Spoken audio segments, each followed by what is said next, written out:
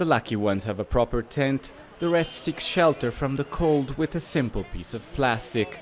At least 500 Venezuelan migrants left jobless and homeless during the pandemic have built a makeshift camp on the outskirts of Bogota. They're all trying to return home. Jesus Soteldo and his family have walked for days from the city of Fusa, but are now stuck here. It's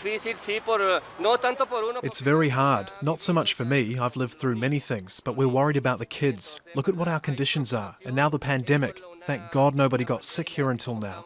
All we want is to manage to go home.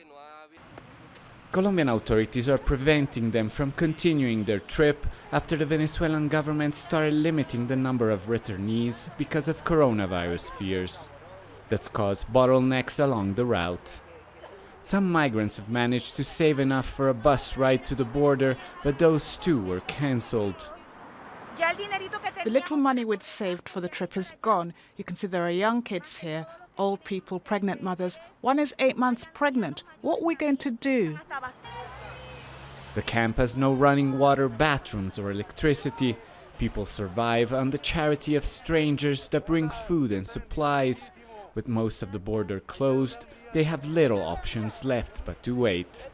2 formal crossings have been authorized to operate as humanitarian corridors for the people that want to go back. The Venezuelan authorities have reduced the number of migrants they allow back in the country from more than 800 a day to now at times less than 100.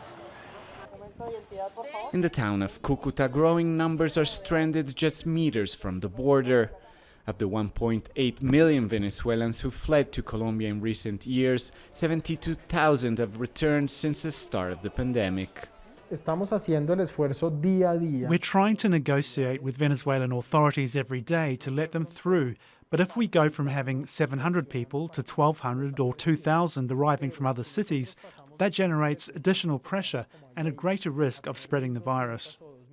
Back at the camp, the food they received will be enough for a day, but they pray for a solution that could bring them home. They know the economy might be even worse in Venezuela, but at least there, they have their relatives and a roof.